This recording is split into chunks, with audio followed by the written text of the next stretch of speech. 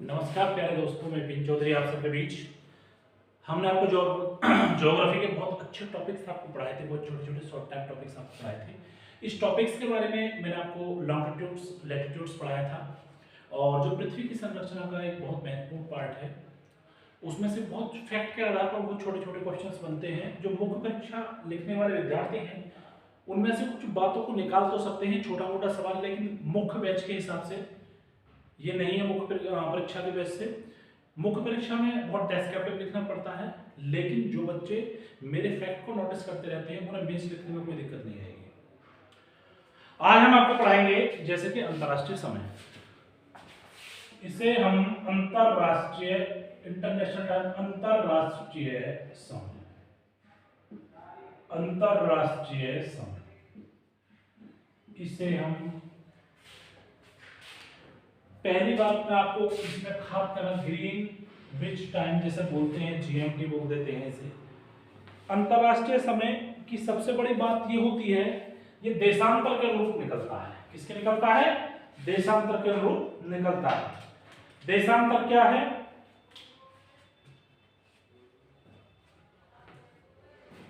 GMT जिसे कहते हैं ग्रीन मीन टाइम, ठीक है ना। ये अंतरराष्ट्रीय जो समय है, ये अंतरराष्ट्रीय जो समय है, जो अंतरराष्ट्रीय रेखा है, उसके आधार पर इसका अवलोकन किया जाता है। इसकी खास बात यह है कि देशांतर के आधार पर जो भी है, यह देशांतर जो प्रधान देशांतर जिसे हम कहते हैं, प्रधान देशांतर,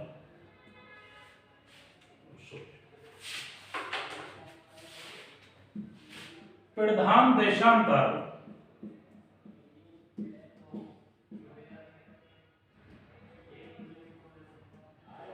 0 डिग्री पर अंतरराष्ट्रीय समय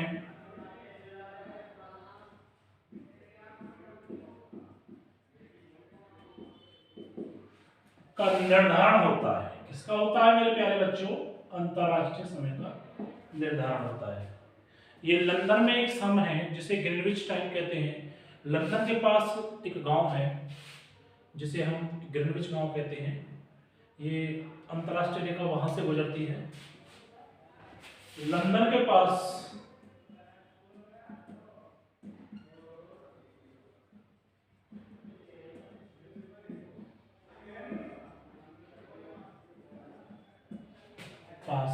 ग्रीनविच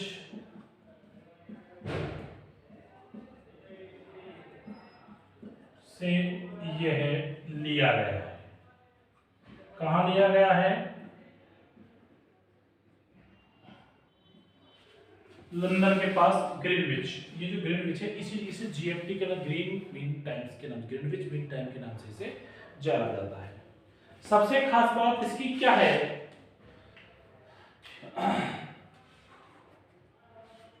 यह जो अंतरराष्ट्रीय रेखा होती है, यह रेखा 3 महाद्वीपों से होकर गुजरती है। 3 महाद्वीपों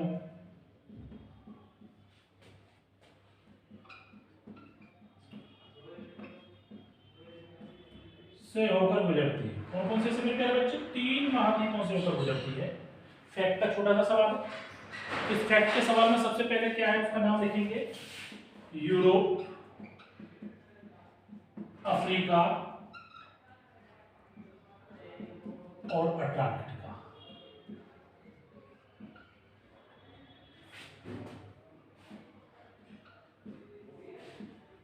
तीनों से होकर गुजरती है।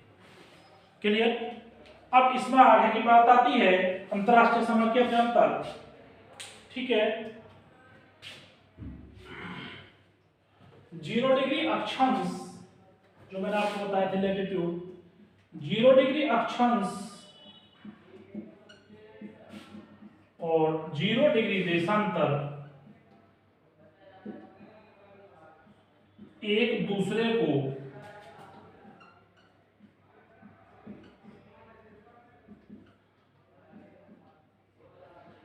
गिनी की खाड़ी में काटते हैं।